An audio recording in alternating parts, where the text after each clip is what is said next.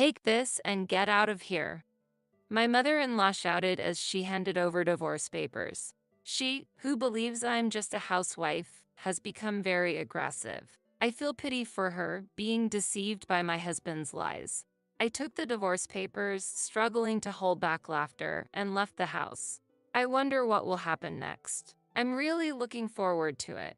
I'm Kelly, and I am 26 years old. I've launched an online education business to help people learn skills that will allow them to work from home. That's right. I'm the CEO. Most of the business is left to my employees, and I currently work at my own pace from home. I married Brian 2 years ago. Brian tells people that he has an important position at a major company, but he's actually just a contract worker doing odd jobs there. Moreover, he's been telling people I'm a housewife. He says, although she does have an income, she's hardly active, so it's basically the same as being a housewife. At home, Brian treats me as a simple housewife and doesn't help with the household chores at all, even though I'm also working when he's at work. But Brian doesn't seem to understand that at all. He says, out of respect for your husband, I want you to forgive my white lie. But because of these lies, I'm harassed by my mother-in-law, Brian, who excels at his job and is our pride. Why did he marry a jobless woman like you?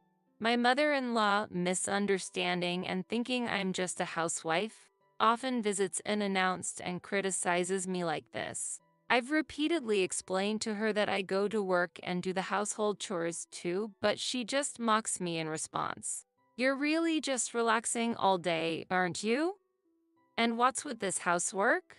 If you're going to tell a lie, at least try to make it convincing. Of course, I've talked to Brian about her sudden visits, but he just says, just ignore what an old person with time on their hands says. It seems like it's not really his concern. He only contributes $500 to our household expenses, keeping the rest for himself. I pay the rent and add about $4,500 to our household budget, but it's still not enough each month. Brian spends it recklessly.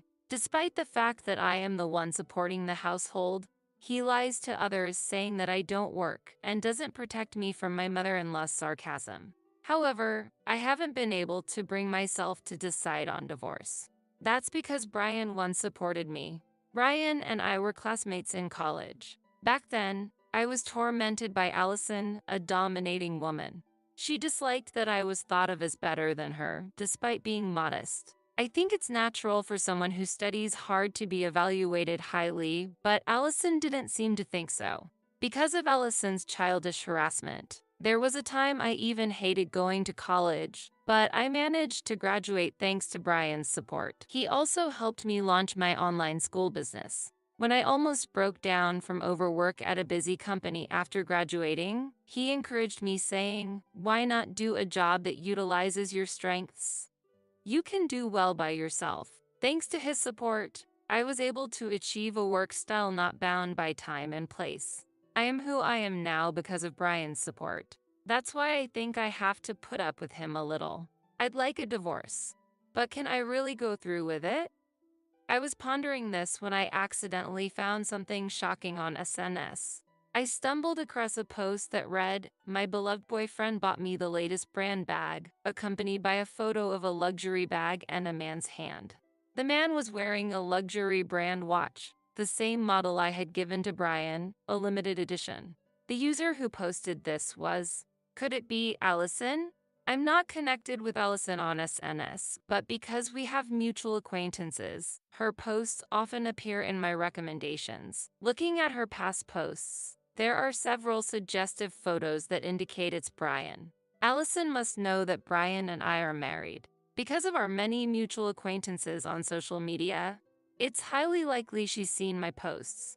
And yet, she dares to post such photos. Is this a challenge to me, or just thoughtlessness? Either way, she's clearly underestimating me. I've been grateful to Brian and have put up with a lot, but I can't forgive infidelity. With this, I finally feel ready to decide on divorce. I immediately contacted a detective agency to investigate Brian. They soon found a lot of obvious evidence. Brian said he was attending a business school to become a full-time employee, but in reality, he wasn't attending at all, just hanging out with Ellison instead, and using my money to do so. To think, an affair with Ellison. Though somewhat surprised, I felt disappointment rather than anger and a strong sense of relief at the chance for divorce. I secretly signed a lease for a new apartment to live alone and started moving my belongings little by little, preparing for the divorce. When I was almost ready, Brian cheerfully said, "I've been selected to participate in an employee training camp. I'll be gone for a week from next week." I knew the reality was that he was planning a luxurious trip with Allison, and that this was just another lie. I was anticipating what excuse he would use. It's rare for a contract employee to participate in an employee training camp, but it sounded plausible enough. Classic Brian, a master of lies, I thought as I calmly observed him talking about how wonderful the training camp would be. Time passed, and Brian happily left for his so-called training trip. I was planning to finalize my divorce preparations, but the moment I started packing, the doorbell rang. It was my mother-in-law at the intercom, visiting and announced again. "Look, Kelly, Brian gave me this as a present." She barged in, showing off the same luxury brand handbag Ellison had posted on social media. "This is the latest model. He said it's a thank you for always helping out." "What has Brian given you recently, Kelly?" she asked. I had no choice but to reply, "Actually, I haven't received anything." "Of course you haven't. You're living off Brian's earnings without doing anything after all. You don't deserve presents, do you?" she mocked. She joyfully talked about receiving the latest appliances and how Brian had paid for renovations at her house. All with my money. The money I put towards the household expenses was being filtered to my mother-in-law and Allison. However, I mostly manage my income separately, so it's not a big problem. I ignored her words, but she seemed displeased and demanded, "Kelly, are you listening?" I reflexively replied, "What do you mean?" Her face turned red with anger. "How rude of you to ignore me," she yelled, and to my surprise, she took out a set of already completed divorce papers from her bag. "I never liked you. Living comfortably off Brian's earnings without doing anything. What kind of wife are you? Have some shame," she screamed, throwing a pen at me. "You've been living for free as a wife all this time. Sign this and divorce from Brian right now. We can manage economically without you. In fact, it'll be a saving for us," she shouted sarcastically. It seems that she had been urging Brian to divorce me for some time. She probably came today to find a reason to blame me. I didn't expect her to be so prepared with divorce papers, though. "Hurry up and sign this, and then get out," she demanded sternly. I felt sorry for her, being deceived by Brian's lies and about to let go of her cash cow. I signed the divorce papers, holding back laughter, packed my prepared belongings, and said, "Thank you for everything. I'll submit these papers myself." Then, I left the house. She must have thought I would beg her. She just watched me leave calmly, surprised, muttering, "Lucky me, one less trouble in my life." I immediately submitted the divorce papers to City Hall. Humming a tune, I headed straight to the luxury apartment I had prepared, which cost $3 million, a secret from Brian and his mother. Living alone was very comfortable. I no longer needed to take care of Brian or deal with his mother. I could use all my time for myself, and as a result, started a personal business. I was enjoying my newfound single life, but unfortunately, this peace didn't last long. It seemed that Brian had returned from his affair trip, which he had disguised as a training camp. When he realized I wasn't home, he called me. "Kelly, where the hell are you? Whatever it is, come back right now." "Why should I come back? Your mother told me to leave, so I did as she wished." "My mom? I told you to ignore whatever she says. Just come back, no complaints." "No, I don't want to. We're divorced now. I won't return to a legal stranger's house." "What? Divorce? What are you talking about?" "Your mother prepared the divorce papers. I just signed and submitted them to City Hall. I filed them the day you left, so the process is already complete. This divorce is invalid. Just come back. There's only $500 in the account, and I can't make ends meet. I said no. Since we're divorced, I'm not concerned about your living expenses. If you want to talk in the future, please go through my lawyer. The contact information is in my desk drawer. I ended the call and turned off my phone. Brian had just kept saying, "Come home." I wonder what will happen next. I'm excited to see. A few days later, Brian, through a lawyer, requested a formal discussion. When I arrived at the lawyer's office on the day of the meeting, unexpectedly, his mother was also there. Seeing me, she murmured, "That bag." Noticing the more luxurious bag I was carrying compared to the one that she had bragged about. "You have a good eye, mother. When you have money, you want to have at least one of these. By the way, why are you here?" I asked, and she looked down. "Mom knows everything. That I'm actually a contract worker, that you're running a company, and that you were covering most of the household expenses." Brian began quietly, looking embarrassed. "The divorce papers were prepared by my mother without my consent. I regret what I did, and it's my fault for lying in the first place. I won't let her say bad things about you anymore, so please come back and cancel the divorce." He seemed repentant, but it didn't resonate with me. In reality, it was just lip service. I know he didn't think that he had done anything wrong. He seemed to insist that his mother was the worst in this, and that he was not to blame. "I'm sorry. I can't come back." When I refused, Brian slammed the desk. "It's thanks to me that you became a CEO. Don't you have any gratitude? Since you're divorcing me because of your selfishness, I demand $1 million as compensation." He yelled. This was his true nature. The Brian I once loved no longer existed. In front of me was a pitiful man swayed by money. "Brian, don't say that." His mother tried to stop him, but he seemed lost and didn't listen. Lawyer. When I had come home, Kelly had taken all the belongings and disappeared. The divorce papers were made without my consent by my mother. Kelly's the one who abandoned all her duties as a wife and caused mental harm to my mother and I. Brian pointed at me and appealed to the lawyer. The lawyer sighed in disbelief and pulled out a document. "Kelly has said that she will accept the divorce quietly and won't pursue this matter further," the tired lawyer stated. Brian was shocked and speechless when he saw the document. It detailed his relationship with Allison, including photos of him entering and leaving hotels with her. "I'm grateful for your support in running the company, but I've repaid my debt. You enjoyed a luxurious life with my funds, spoiling your mother and having a good time with your lover." I was surprised it was Allison. "How was your luxurious trip with the woman who tormented me?" I asked Brian this, but he was pale and seemingly frozen. His mother, unaware of the affair, started causing a scene. "What is this? What does this mean?" Ignoring her, I continued explaining to Brian, "If the divorce goes through, I won't ask for any damages from you, or for you to return the living expenses you overspent. However, there will be no division of assets."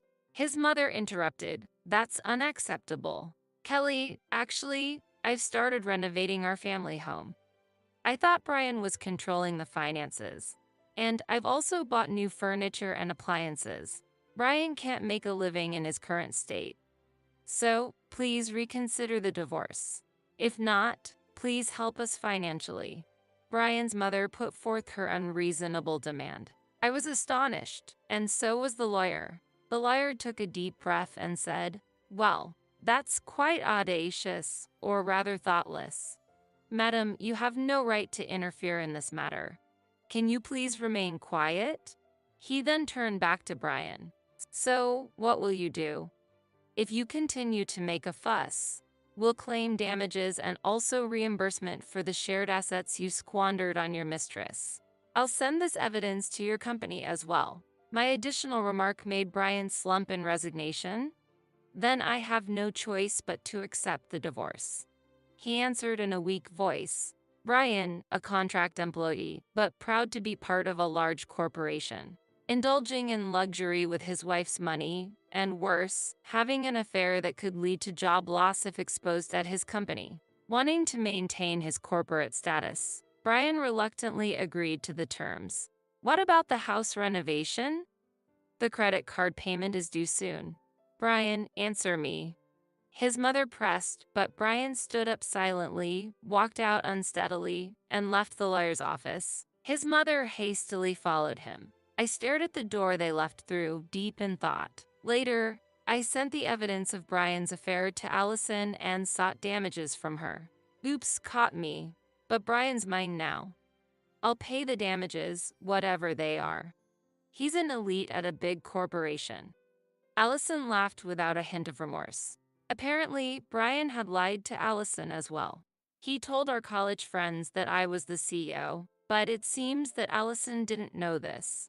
When I informed Allison of the actual facts, her smug expression changed as she learned the truth. Initially doubtful, Allison then claimed, "But this means that I was deceived by Brian. I'm the real victim, and you couldn't possibly go against me." But her affair with Brian was a fact. "If you don't pay the damages, I'll send this evidence to your workplace and family," I pressed, and she quickly settled the payment. According to my friends, Allison tends to involve herself with married men and was already caught up in another compensation issue.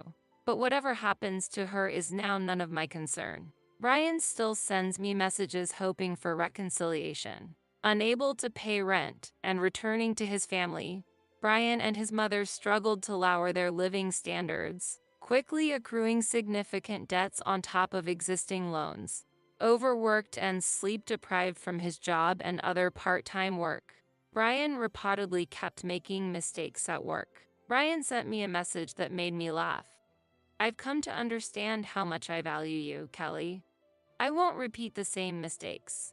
So let's support each other from now on." I have no memory of receiving any support from Brian after our marriage, so his idea of mutual support is completely mistaken. When I warned through my lawyer that further contact would lead to sending evidence of the affair to his workplace, his messages stopped completely. I'm currently working happily while expanding my business. I have no intention of remarrying for the time being, and I plan to enjoy my single life. This is unbelievable. Did you really just come back for the money? Of course. And it's not unbelievable at all. It's only natural that the beloved grandchild spends money, so it's only right that I be thanked by both grandparents like this. That's why Grandma needs to leave this world sooner. What are you saying? Grandma's asleep right over there. Hey Grandma, can you hear me? Just go already so I can get the inheritance. How could such heartless words be thrown at the grandmother who raised her? I was disturbed to hear such words that made me doubt her heart. Rewind back 20 years ago. My sister Theresa and I, Nicole, had no parents. Apparently they died in an unexpected accident, shortly after I was born. So I only know my parents' faces from photographs. The ones who took us in after we became orphans were our grandparents, my mother's parents. They showered us with unconditional love, but Theresa disliked being raised by them. When she went to junior high, she became so rebellious and was out of control to the point where our grandparents frequently had to apologize for her. She even found that annoying and told our grandparents in no uncertain terms to never show their faces at school events again. Eventually, right about the time that Theresa graduated from university, she took money from grandfather without a word of thanks and left home. I decided to repay our grandparents, including my selfish sister's portion, and continued to live with them even after graduating from university. I planned to take care of our grandparents in the future, so I looked for a job locally and found employment. Since Theresa left, several years have gone by. With the troublesome Theresa gone, my grandparents and I were living peacefully, but suddenly, that happiness crumbled. It was discovered that Grandma had cancer, and we were told that she wouldn't live much longer. I was faced with the reality that Grandma's time was near, and I couldn't help but cry. Grandma comforted me gently. "Nicole, you're so kind. I'm moved by your tears, but I've lived long enough." Grandma always treated my sister and I kinder than anyone else. Encouraged by her words, I was determined to take care of her properly until the last moment. Feeling that Theresa should know, I emailed her about Grandma's cancer. Theresa, who usually never replied to our messages, would surely contact us if she knew about Grandma's condition, or at least I hoped. But that hope was in vain.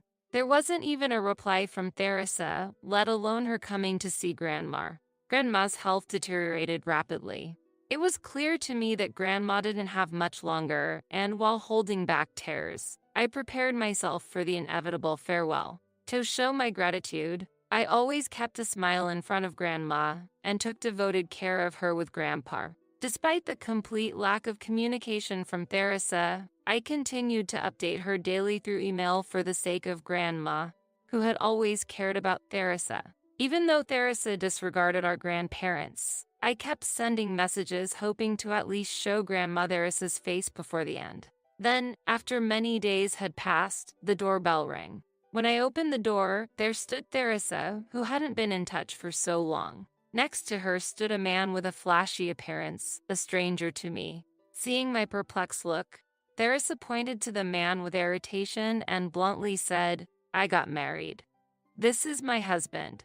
I'm Scott," he said with a brief greeting, and without hesitation, Theresa and this Scott walked boldly into the house. Seeing Theresa, who had returned home after such a long absence, Grandpa, who had been relaxing in the living room, exclaimed in surprise, "Theresa, you're back." Sitting on the living room sofa, Theresa asked arrogantly, "So what?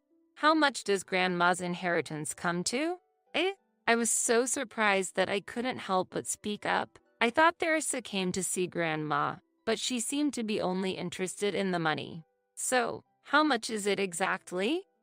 Theresa asked again. Scott, sitting next to her, turned to Grandpa and said, "Oh, Grandpa, I'm thirsty," hinting he wanted a drink. Disgusted by the selfish behavior of the couple, I shook my head and said, "I don't know how much. Besides, it's rude to talk about inheritance when Grandma is still fighting for her life. You know Grandma has a fortune, Nicole. If we don't get it sorted while she's alive, we won't get anything, will we?" True.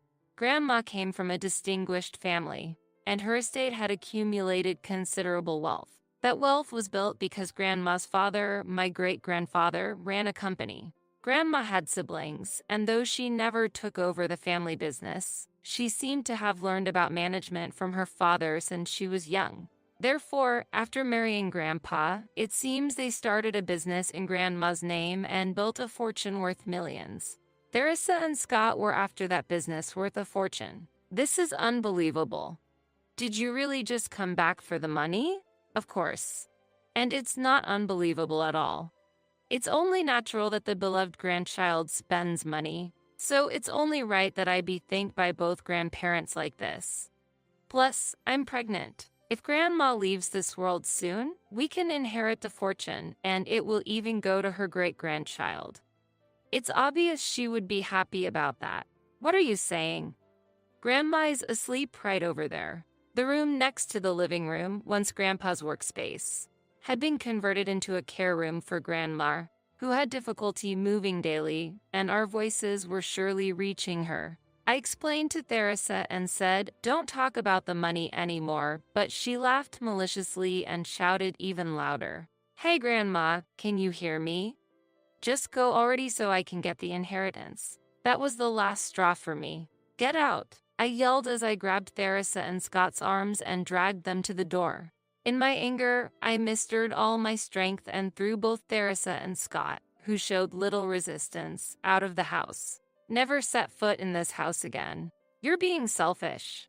"I came because you told me to," Theresa mocked. Steam seemed to pour from my head as I shouted back, "If you're going to say such horrible things to Grandma and Grandpa, I wish you had never come. You forget your gratitude and say such cruel words, despite being raised by them so kindly. You're the worst." After slamming the door shut, I bawled in frustration. Grandpa, who had brought juice at Scott's request, noticed me crying at the door. "Are you okay?" When I told Grandpa about Theresa and Scott's actions, he seemed to consider something quietly, then smiled kindly and said, "Don't worry. Grandpa will take care of it," and handed me the juice he was carrying. Time went by, and after a long battle with her illness, Grandma left us. The peacefully sleeping Grandma seemed finally free from the pain of cancer, which eased my feelings a bit. I felt relieved to see Grandma, as if she were sleeping with a peaceful look on her face, finally free from the pain of cancer. I spoke to Grandma's serene face. "You did well, Grandma. Thank you for everything." After the funeral, I returned home to find Theresa and Scott waiting. I had informed them of Grandma's death by email, but they had not shown up at the funeral. When I asked Theresa why they came now, she predictably replied, "It's for the money, of course." We needed to discuss the matter of Grandma's will, so we went into the house and started talking about the inheritance. I was hesitant to talk about the inheritance so soon after Grandma's death, but it seemed Theresa and Scott were eager to get the money as quickly as possible. Theresa pulled out a document from the envelope she brought with a pleased look on her face. "Look at this. It's Grandma's will." "What?" I couldn't help but let out a sound of surprise. But there it was, a will undoubtedly written in Grandma's handwriting. What's more, the content was unbelievable, stating that all the inheritance, including the company, was to be left to Theresa. That was impossible to believe. On the day Theresa visited, Grandma had heard Theresa's cold words and cried in her room. It seems Theresa sees me only as a source of money. Even though Grandma had said such in a sad tone, the will was leaving all her assets to Theresa. I trembled as I muttered, "What is this? Some kind of joke?" To which Scott chuckled. "Based on your surprised face, I guess you were after the inheritance too, weren't you?" "You really make me laugh. I don't care about the inheritance.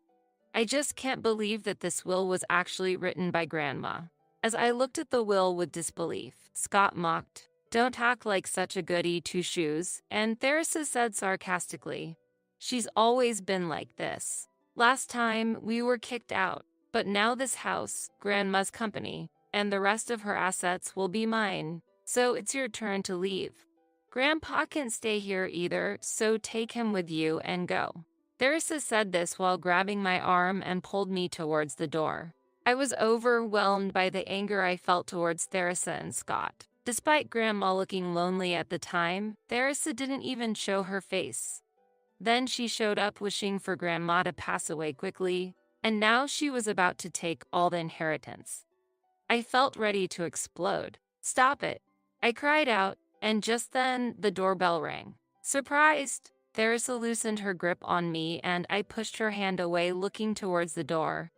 There, I could see a shadow through the frosted glass. When I opened the door, I found Mr. Harrington, the lawyer. Mr. Harrington had visited our house many times before for consultations related to our grandparents' company. "Sorry I'm late," Mr. Harrington greeted, and Grandpa, who had been preparing coffee, welcomed him. We've been waiting." "Okay, let's discuss the will," Grandpa began, but Theresa cut in, showing the will that she had brought. "As it's written here, I've acquired everything, including the company and Grandma's wealth.